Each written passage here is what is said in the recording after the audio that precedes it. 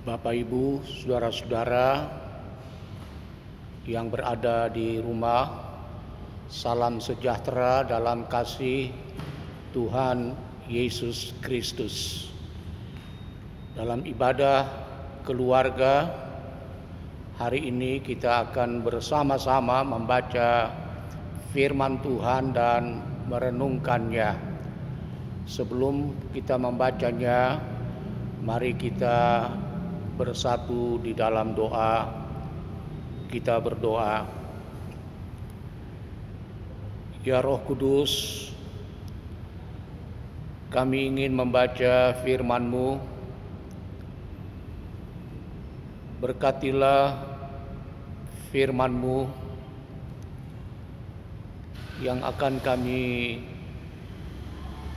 baca dan dengar bersama penjelasan-penjelasannya, agar firman-Mu sungguh-sungguh bertumbuh dan berbuah dalam kehidupan beriman kami dan membawa satu perubahan yang menyeluruh, baik untuk hidup kami juga untuk keluarga kami. Bersabdalah ya Roh Kudus, kami umat-Mu mendengar. Amin. Pembacaan firman Tuhan pada hari ini diambil dari kitab Amsal pasal 23 ayat 19 sampai 21. Demikian firman Tuhan. Hai anakku, dengarkanlah dan jadilah bijak. Tujukanlah hatimu ke jalan yang benar. Janganlah engkau ada di antara peminum anggur dan pelahap daging. Karena si peminum dan si pelahap menjadi miskin dan kantuk, membuat orang berpakaian compang-camping. Demikian firman Tuhan. Yang berbahagia ialah mereka yang mendengarkan firman Tuhan dan yang memeliharanya. Haleluya. Bapak, Ibu, saudara-saudara, di dalam kasih Tuhan Yesus Kristus, bacaan-bacaan Alkitab sepanjang bulan September ini diambil dari kitab Amsal. Akumulasi atau keseluruhan pesan-pesan yang disampaikan kitab Amsal itu, kalau boleh Bapak Pendeta rangkum, berbicara tentang hikmat. Bagaimana manusia yang beriman kepada Allah itu harus berhikmat. Hikmat dalam bahasa Ibrani disebut dengan hokmah, yang berarti kedirian manusia itu harus dipahami secara holistik, secara utuh, bukan hanya rasional, pikirannya, logikanya, tetapi juga perasaannya, suasana batin atau spiritualnya, rohaninya atau imannya. Hikmat memang diperlukan dalam menjalani kehidupan ini. Karena apa? Karena dengan hikmat orang sanggup merespons atau menanggapi setiap masalah dengan mendalam dan tepat. Biasanya pada masa-masa yang sulit, ketika orang sudah mandek, sudah buntu untuk berpikir atau hopeless, putus asa, ketika itu hikmat datang. Kebenaran itu muncul dalam diri kita. Nilai hikmat melebihi kekuatan materi, sebab materi tanpa kebenaran akan berakibat perampasan. Tanpa keadilan akan berakibat penindasan, dan di ujungnya adalah malapetaka. Itulah sebabnya orang berhikmat, yang berarti orang yang memiliki kecerdasan, pengetahuan, dan kebijaksanaan. Anak-anak yang cerdas,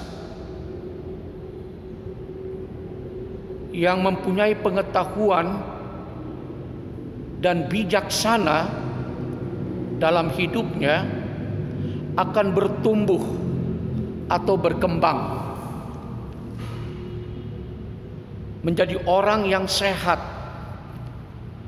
bukan saja fisik atau jasmaninya,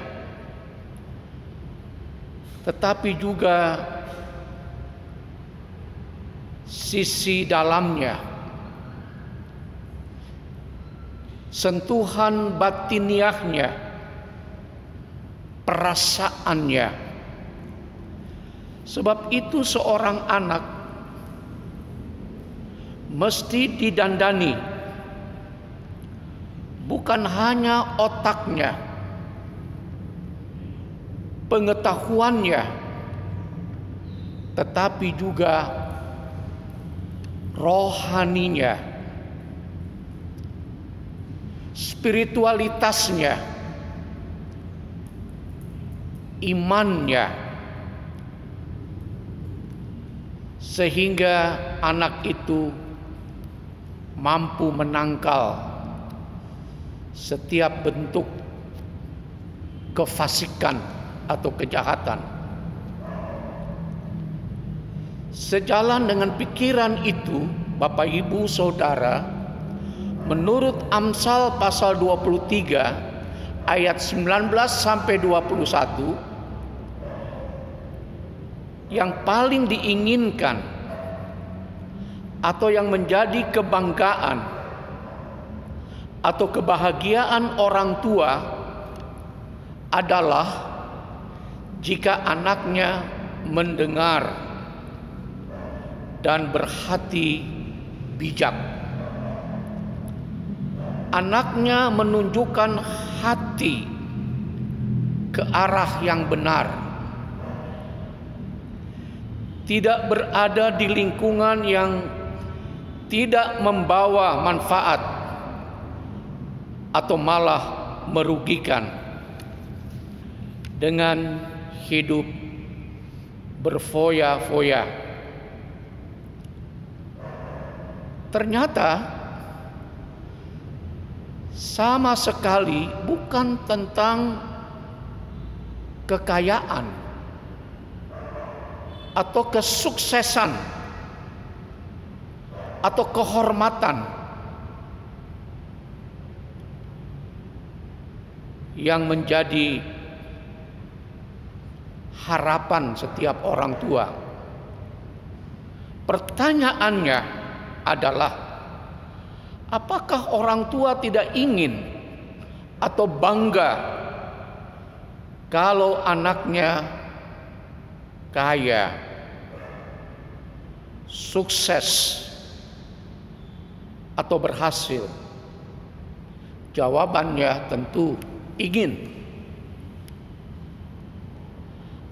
Amsal ingin anaknya punya masa depan, kaya, jangan miskin, terhormat, jangan berpakaian compang-camping. Ayat 21. Tetapi semua itu diperoleh dengan kehidupan yang benar, selalu berada di jalan yang benar, penguasaan diri, dan takut akan Tuhan. Tuhan bangga terhadap setiap anaknya, sebab selain mereka mempunyai orang tua manusiawi,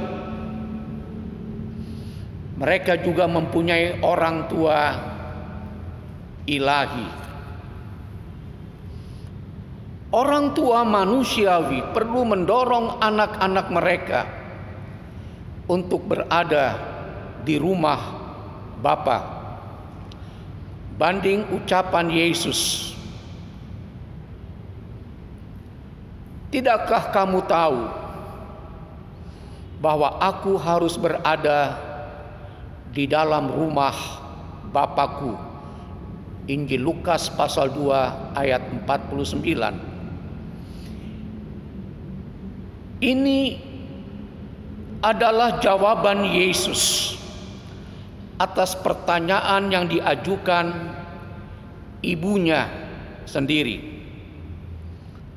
Karena lupa jati diri mereka atas anaknya sendiri itu.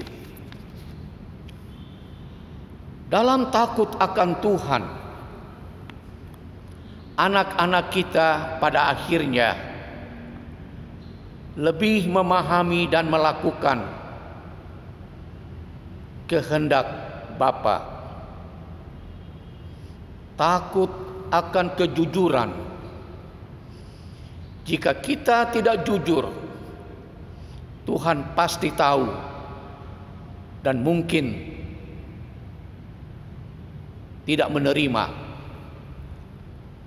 Takut akan ketaatan. Jika kita tidak mendengar dan menjadi bijak, sia-sialah usaha Tuhan untuk memelihara anaknya dari kejahatan. Jika kita tidak melakukan yang benar, masih pantaskah kita menjadi anak Tuhan? Jadi Bapak, Ibu, Saudara, jangan kita nodai kebanggaan Tuhan terhadap kita. Yang dikasihinya, dipeliharanya, diberkati, ditolong dan dilindunginya. Apakah ini bukan karena anugerah Tuhan yang besar terhadap kita, bahwa Tuhan memilih dan menghargai setiap anak-anaknya Amin. Mari kita berdoa, kita bersatu dalam doa. Terima kasih ya Bapa di sorga yang telah memperkenankan kami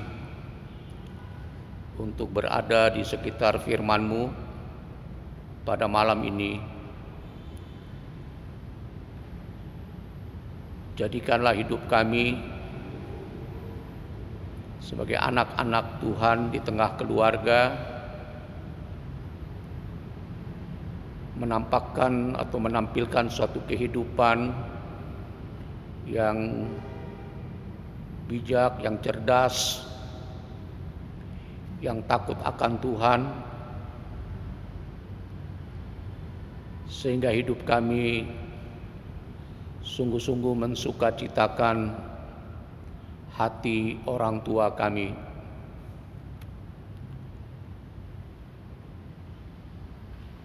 Binalah kami di dalam kehidupan ini bukan hanya terbatas pada sesuatu yang bersifat manusiawi, baik itu kesuksesan, baik itu fasilitas, baik itu kekayaan, yang semuanya bersifat semu dan tidak mempunyai nilai kekal. Tetapi ajarlah kami sebagai orang tua untuk lebih serius, bersungguh-sungguh meletakkan satu fondasi yang kuat agar anak-anak kami dalam hidupnya dapat berjuang secara mandiri, bersaksi tentang imannya, tentang spiritualitasnya, dan pengharapannya hanya kepada Bapa di sorga yang memberkati setiap anak-anak di tengah-tengah keluarga. Berkati keluarga kami masing-masing satu berikut satu, agar keluarga kami menjadi keluarga Allah, keluarga di mana hidup kami menyaksikan kebaikan-kebaikan Tuhan, karya dan perbuatan Tuhan yang senantiasa memelihara dan melindungi kehidupan anak-anaknya. Kami berdoa ya Bapa,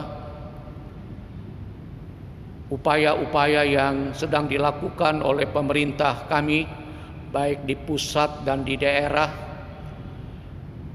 dalam upaya menekan wabah pandemi COVID-19 ini agar semakin melandai, serta kesungguhan seluruh rakyat Indonesia dimanapun untuk melakukan protokol kesehatan sebagaimana telah diatur dan ditentukan oleh pemerintah baik di pusat dan di daerah, yaitu mencuci tangan, membatasi diri secara sosial dengan orang lain, dan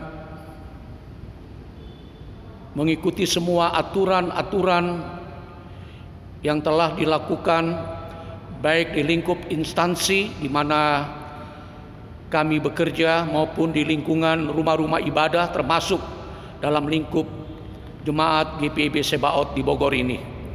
Terima kasih ya Bapa, kami percaya bahwa pada waktunya, pada waktu Tuhan sendiri yang Tuhan genapi,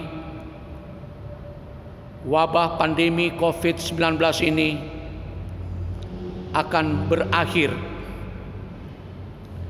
dan membawa sukacita dan damai sejahtera bagi seluruh rakyat Indonesia, terlebih bagi kami warga gereja, untuk kembali mempergunakan gedung gereja sebagai rumah ibadah, tempat di mana kami berjumpa dengan Tuhan, berjumpa dengan sesama warga jemaat dalam satu persekutuan yang indah. Dan inilah yang menjadi harapan dan kerinduan kami yang selalu kami doakan. Inilah doa kami ya Bapa di sorga, demi Tuhan kami Yesus Kristus, Tuhan dan Juru Selamat kami yang hidup, kami berdoa. Amin.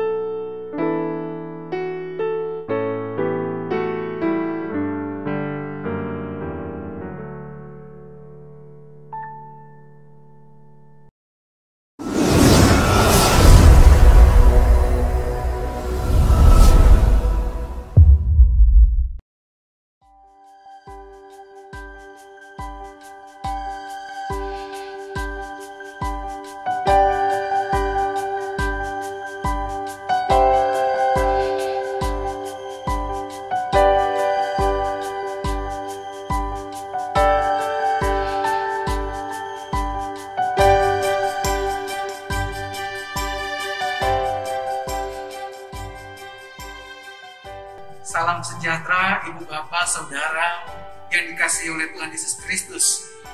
Warga jemaat GPIB Sebaot Bogor. Saya Pendeta Lian Sihotang selaku Ketua Tim Satgas COVID-19 Sebaot Bogor. Dalam hal ini menyampaikan bahwa dalam waktu yang belum ditentukan, kita belum dapat menentukan waktu atau jadwal ibadah tatap muka di gereja. Nanti akan ada pengumuman lebih lanjut lagi berkaitan dengan ibadah tatap muka tersebut. Namun, dalam hal ini kami akan memberikan atau menyajikan sosialisasi tentang protokol kesehatan di dalam peribadatan yang sekiranya ke depan akan menjadi panduan kita atau menjadi kebiasaan baru normal kita. Kiranya Ibu Bapak Saudara, kita sekalian dapat sama-sama menyimak dan dapat memperhatikan langkah demi langkah, sehingga kita betul-betul dapat melakukan yang terbaik, menghadirkan kondisi yang terbaik, dan tentu semua ini hanya untuk hormat dan kemuliaan nama Tuhan. Tuhan Yesus memberkati. Selamat menyaksikan.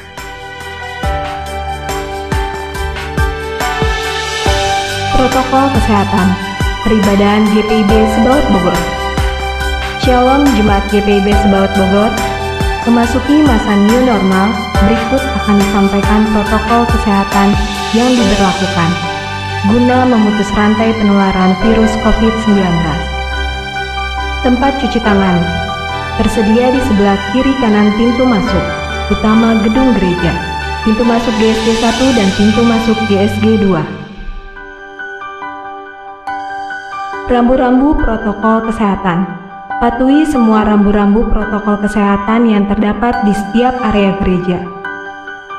Penyemprotan disinfektan dilakukan setiap seminggu 2 kali dan akan dilakukan setiap setelah peribadahan dalam gedung gereja.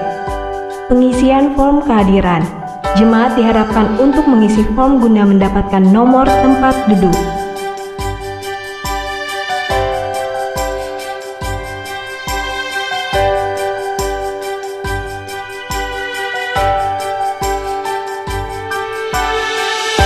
Pengecekan suhu badan. Jemaat yang akan masuk beribadah akan diperiksa suhu badannya pada gerbang pintu masuk gedung gereja.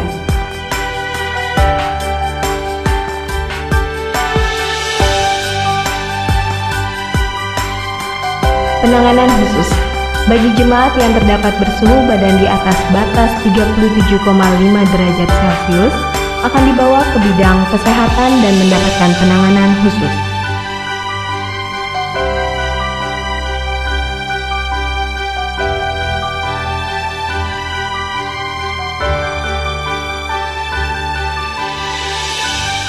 Informasi parkiran. Mobil diparkir di sebelah kiri gedung gereja dan motor di sebelah kanan gedung gereja.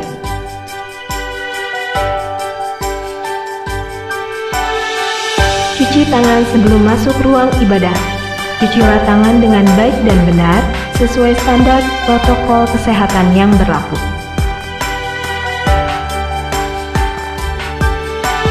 Registrasi nomor duduk. Meregistrasi barcode yang sudah didapat setelah mengisi form di rumah untuk mendapatkan nomor tempat duduk. Memberikan persembahan. Guna terhindar dari bersentuhan, persembahan diberikan di awal sebelum masuk ke ruang ibadah.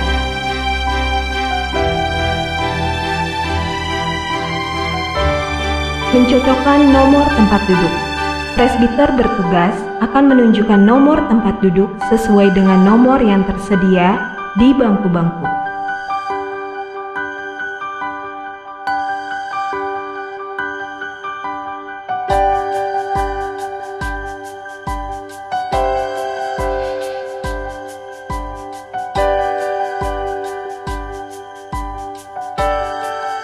Selamat hari Minggu. Tuhan Yesus memberkati kita. Proses keluar ruangan. Dengan dipandu oleh presbiter bertugas, jemaat yang duduk paling belakang, sudut terluar, yang keluar terlebih dahulu.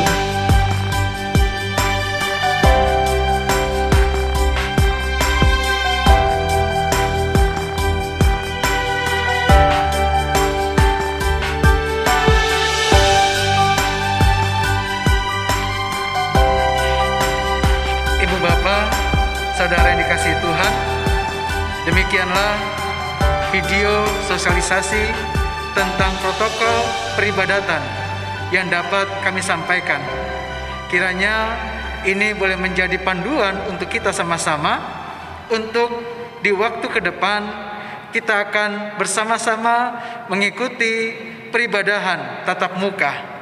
Dan melalui video ini juga kita diingatkan kembali untuk tetap menjaga kesehatan kita, mematuhi protokol kesehatan, bukan di gereja, namun terlebih dari rumah dan sampai ke rumah. Dan tentu kita berpengharapan kepada Tuhan tentang masa yang lebih baik akan Tuhan berikan kepada kita. Tuhan Yesus memberkati. Sampai jumpa lagi. Shalom. Taati protokol kesehatan, pola hidup bersih, selalu gunakan masker, hindari kerumunan, hindari bersentuhan. Terima kasih atas perhatiannya.